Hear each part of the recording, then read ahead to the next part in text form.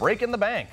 Deep fractures within the Democratic Party are on full display here. I am laughing my way to the bank as they can't seem to come together to pass Biden's budget and infrastructure plans. Now, in the Senate, it's Vermont Senators Bernie Sanders versus West Virginia Joe Manchin in a battle for how many trillions, with a T, of dollars the next budget should be. Now, in the House, the Speaker Pelosi had her hands full with progressive Washington Congresswoman Pramila Jayapal, who has managed to postpone a vote twice already in protest.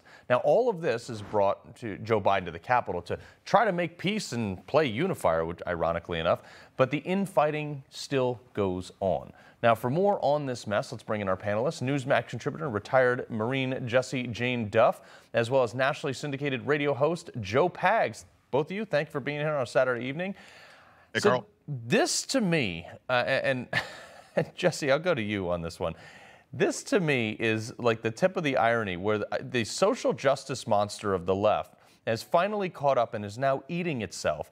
Should we just sit back and grab a bag of popcorn and watch?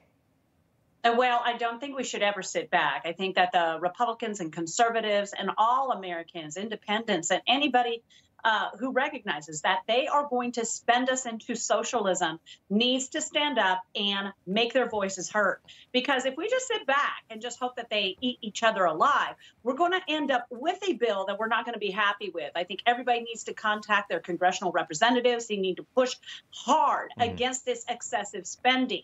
We have things in this bill that are so obscene. If every American family were to spend $600, the government is going to be aware of it. Your banking records are now going to be their full access, as if we're all like drug dealers now. They're going to have such obscene oversight of our own independent spending when they themselves cannot control their spending. This type of infrastructure bill is anything but for infrastructure. It is going and paying for these cash cows that will essentially collapse our economy at some point. Inflation's going to skyrocket, and Americans, particularly those that are against this bill, need to speak up. Yeah, and you know, Joe, the crazy thing with me, and to Jesse's point, the only levers the government has to control inflation and stuff like that is you have obviously the fiscal side with Congress, they can spend more or less. And then you have the monetary side with the Fed, who has artificially kept interest rates low. It's basically since 2008, realistically. So now, if we have this massive spending, we have no avenue to decrease we really can't decrease interest rates that much more without kind of stalling growth and having massive inflation. So what are we going to do beyond that?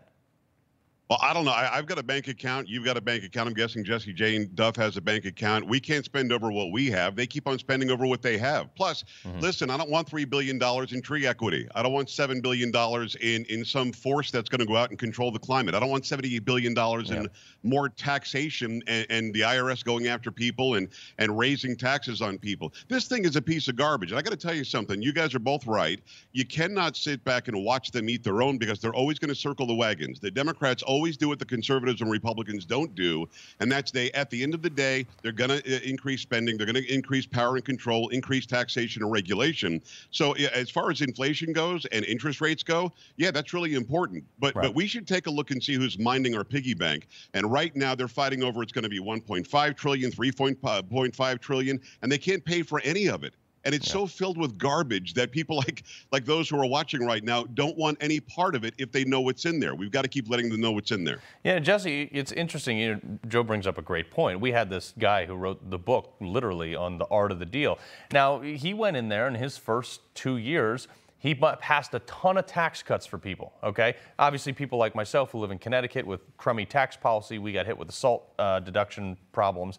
But for the bulk of America, people paid less in taxes. The economy was going up. In Biden's first 6 months, his whole shtick is to try to spend more money, not give us more tax breaks, but to spend more money. I mean, look, Trump hit roadblocks, and it's fine. Everyone had opposition to something Trump did, but Biden can't even get his own team on the same page to get something done that he is he's claiming this is his signature thing.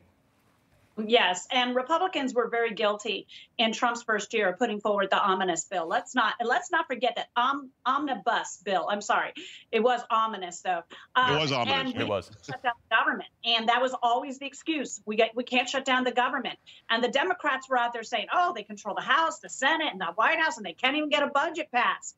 Well, all of those tweets have resurfaced, folks, and we now are throwing it back on them. And enough is enough. We have too many conservatives that have been basically living off of that cash cow of the U.S. government. Too many conservatives, too many. I won't even call them rhinos. There are people that have profited off of the very office that they have been in.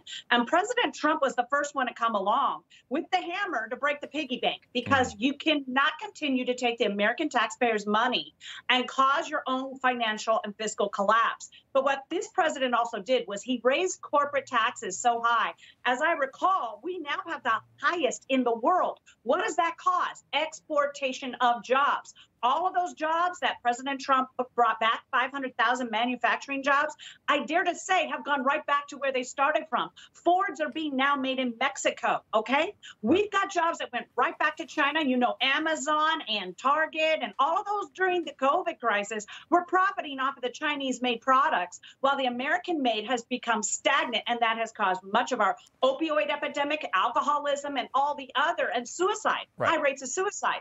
We have to get our house in order. If our economy is not straight, everything else collapses, including your own family, your own, what was it Ronald Reagan said? It's a recession when your neighbor loses your job. It's a depression when you lose yours. Yeah, I mean, that's exactly right. So, Joe, I got about a minute left. I mean, the Biden administration, they narrowly avoided this shutdown. And you know what, to me, personally, shut it down. Anybody who, I mean, here, this is from the New York Times. The legislation keeps the government fully funded through December 3rd, giving lawmakers additional time to reach consensus over the dozen annual bills that dictate federal spending. If it was up to me, shut it down. Anybody who's non-essential, don't ever come back to work. Problem solved, right? I would hold up a sign, shut it down, shut it down. Absolutely right.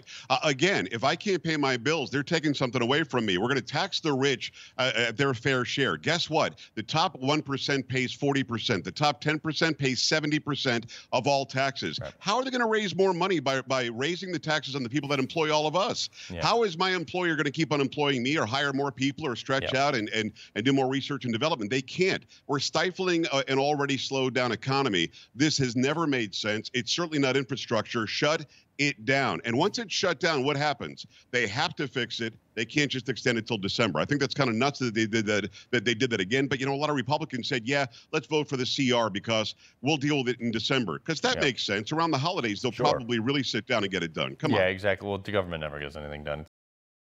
Hey, I'm Rob Finnerty. Thanks for watching. If you enjoyed this video, please join the conversation in the comments below. Don't forget to subscribe, too. Hit the bell icon to be alerted to breaking news. And remember, there's a whole lot more on Newsmax TV, America's fastest growing cable news network. Newsmax TV, we're real news for real people.